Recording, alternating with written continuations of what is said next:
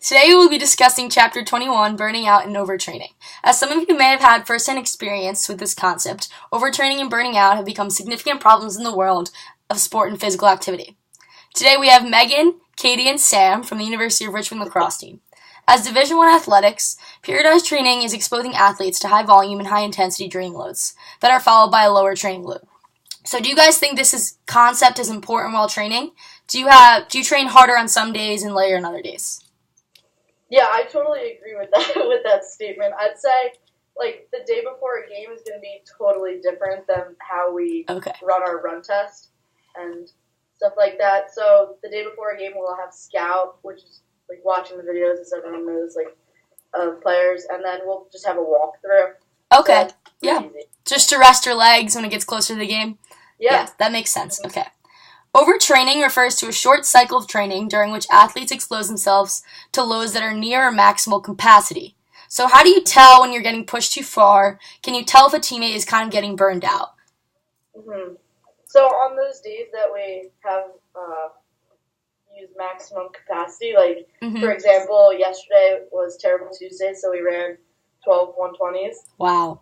Yeah, I know. So I knew I was being pushed to my maximum capacity because I got the shivers. Okay. Like you really feel like you're going to vomit. You're definitely going to be able to tell when you're like So was today a lighter practice? Yes. Okay, so you guys did get that recovery. That's important. The four-stage stress relief model developed by Smith in 1986 begins with stage 1, called situational demands. So this means that high demands are placed on an athlete, such as high volumes of physical practice or excessive pressure to win. So how are you taught to deal with high intensity and pressure, and do you train this way? So, for instance, if you have a huge game coming up, something that could, determine your season, and you really have to win, your coach and your teammates might raise the intensity of practice, like dropping balls or missing certain things isn't okay. So is this what you guys do?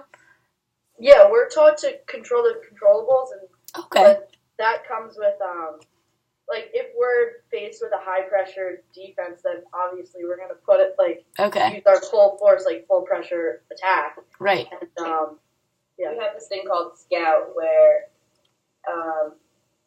you look into what the defensive on the other team and the offense are doing, and then you watch film on it, so then you run their offense and you run their defense, and you just kind of play their intensity and how they play, so you're ready for it. Yeah, we actually manage their play by switching our pennies. That sounds really effective. Nice. Yeah.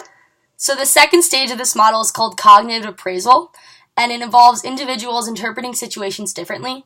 Some will view the situation as more threatening than others, such as losing 3 games in a row could be seen as a confidence killer. However, others can use it to spark a challenge and make a comeback for the rest of the season. So since you guys are in the middle of your season, how do you use both wins and losses to keep working hard for the rest of the season? In the beginning of the season, we lost a heartbreaker to UVA only by 1, so I think that game is always in the back of our minds. It's just that bitter taste. We never want to feel it or taste it again. And then we have our wins. We just beat William and Mary, which was a big deal. Great. And, so now we have 3 straight wins, and we're trying to keep that hot streak alive. Okay, so you guys do use it as a motivational factor. Oh, for sure. Okay, nice. So the third stage of the model is psychological responses, fits in with the appraisal, meaning that if athletes are viewing the situation as stressful, they can become irritable and lose total focus. So do you guys encourage positivity while you're training to maintain a positive performance from a physical and mental standpoint? So, if someone's having a really bad practice and it's actually one of those practices where it's super intense and they're just kind of cracking under it, what would you say to them?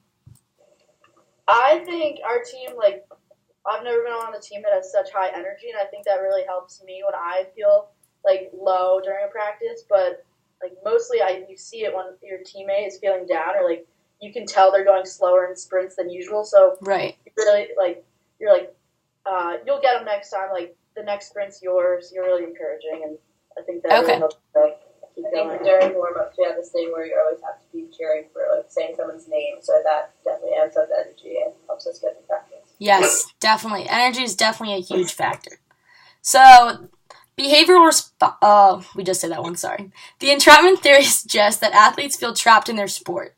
So as if they are doing it because they have to, even though they may feel like they want to quit. So do you know anyone who kind of feels like they're trapped in their sport and they don't really have an option?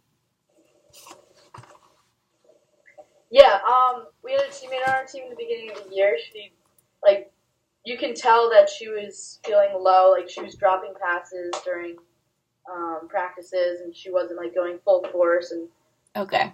Yeah. So she was starting to get burned out? There was definitely things that you could notice about her, that she wasn't as happy as she usually right. was. And even at practice, like, she would still try to be very happy with everybody, but just not caring as much and just not putting all her effort. And she right. didn't think that was fair to our team. So she did quit. But okay. She's happy now, though. So. She's happy. So sometimes it's just not for everyone. Mm-hmm. Okay. So another part of Chapter 21 is that it's not always about how hard you train, but also how hard you recover. So for you guys, when you're out of season, so say we think back to the fall, did you sleep or eat differently, or was anything, like, different?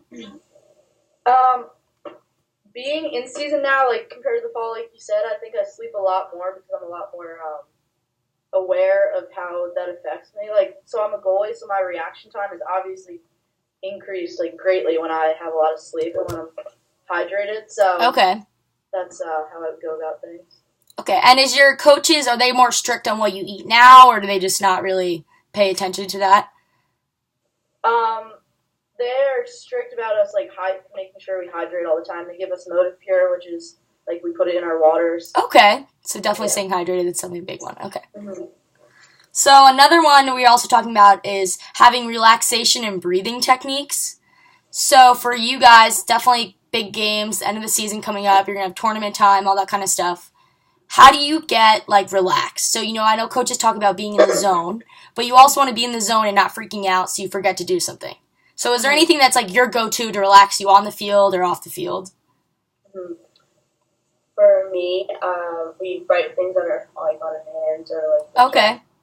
Yeah. I just write play on my wrist, so if something's, like, not going the right way or just, like, not feeling it, just play the game, just put down your wrist and just play the game. So that's always there for me. That's definitely smart. Yeah. Well, when I step onto the field, like, I'm always thinking, like, just to stay calm and right. stay patient. So it's definitely not about who you play, it's about how you play each game. Yeah. Nice. So another part of the chapter also outlines this fact of being disassociated from the game in your sport, because it's especially in college, it's such a big part of your life. That's all you do every day, and you kind of build your life around playing lacrosse. So it's called, like, basically unwinding. So at the end of the day, after lacrosse and your homework, what do you do to, like, unwind and kind of forget that also calms you, but maybe not in the middle of the game? Mm-hmm. I think, like, immediately after practice, most of us go to D-Hall and, like, we're still with our teammates, but it's totally outside lacrosse. Like, right. I enjoy being there, and that really, like, compartmentalize, or is that what? Yeah. Yeah, compartmentalize, like, yep. Yeah, like, lacrosse from the rest of your life, and that's such a big factor. And, like, I'll call my parents, and, like, that'll help because that reminds me why I'm here. And, yeah, I definitely think that's a big one, because it's just understanding that, like, you do have to be in the zone, but you also have a rest of your life, so you can be nice and calm. Mm-hmm. I think also having friends that aren't athletes. Oh, definitely, yeah. Go back to our dorm, and we live with around a few girls that don't play any sports, so just talking to them about normal things and just not having to worry about lacrosse at that moment. Just kind of to calm yourself down. Yeah. So the book actually encourages, strangely enough, athletes to watch movies or watch Netflix. Do you guys partake in that? Yes. When we can. When you can, yes. By still getting the amount of sleep that you need. Yeah. Yes. That's why I think I taught myself to use homework as a relaxation technique. Okay. Yeah. So as far as overtraining and burning out, you guys would say that you do periodized training, meaning you have harder days, lighter days. Yep. Yeah. And you guys kind of see losses to, like, keep going for the rest of the season? Mm-hmm. Perfect. All right. Yeah. So one more question. Is there anything specific you would say to yourself or another athlete who has really negative body language but hasn't quit yet, but they look like they're on the verge of quitting? I would really enforce and, like, really tell them that they're here for a reason. And, right. like, there's so much that brought them to this moment and being at school for playing the sport that you love and, like, just really think of the big picture and really keep them happy. Yeah. I think it happens to a lot of people here, a lot of athletes, either if it's their freshman year or their senior year, when they're just fed up and kind of had enough. Exactly. But I think it's good to, like, have people to talk to and have people to be like, everything's going to be fine, it's just a stress week that you're going through. But, I think everyone's been there. And exactly, yeah. Well, thank you guys very much for learning about Chapter 21. Of course.